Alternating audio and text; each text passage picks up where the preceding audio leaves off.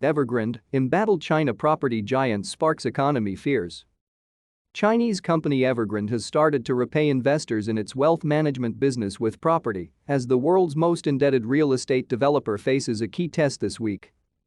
Major banks have reportedly been told that they won't receive interest payments on loans that are due Monday, while interest payments of $84 million 60 meters on the firm's bonds are also due on Thursday.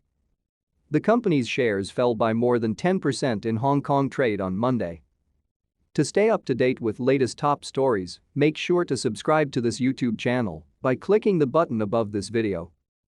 The property giant's deepening debt problems have triggered fears over the impact its potential collapse could have on China's economy. Why is Evergrande in trouble? Evergrande grew to be one of China's biggest companies by borrowing more than $300 billion, $217 billion.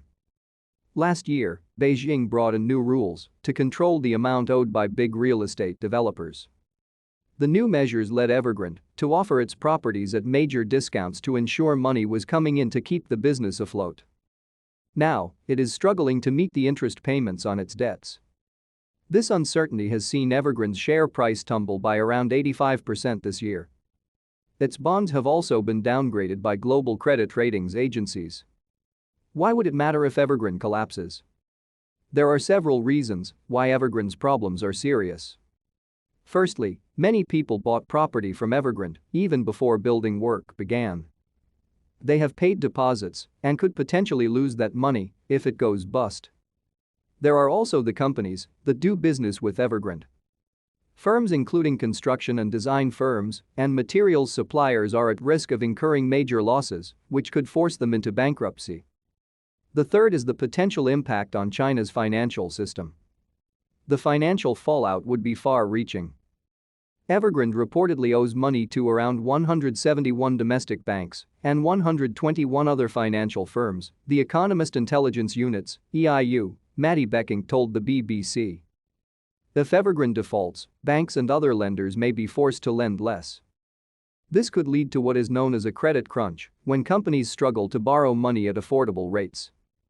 A credit crunch would be very bad news for the world's second-largest economy because companies that can't borrow find it difficult to grow and, in some cases, are unable to continue operating. This may also unnerve foreign investors who could see China as a less attractive place to put their money. Is Evergrande too big to fail? The very serious potential fallout of such a heavily indebted company collapsing has led some analysts to suggest that Beijing may step in to rescue it. The EIU's Maddie Becking thinks so. Rather than risk disrupting supply chains and enraging homeowners, we think the government will probably find a way to ensure Evergrande's core business survives. Others, though, are not sure. In a post on China's chat app and social media platform WeChat, the influential editor-in-chief of state-backed Global Times newspaper Hu Zijin said Evergrande should not rely on a government bailout and instead needs to save itself. This also chimes with Beijing's aim to rein in corporate debt, which means that such a high-profile bailout could be seen as setting a bad example. Businessman Wei Kayan founded Evergrande, formerly known as the Hengda Group, in 1996 in Guangzhou, southern China. Evergrande Real Estate currently owns more than 1,300 projects in more than 280 cities across China. The broader Evergrande Group now encompasses far more than just real estate development.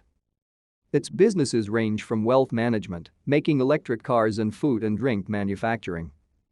It even owns one of country's biggest football teams, Guangzhou FC. Mr. Wei has a personal fortune of around $10.6 billion, according to Forbes.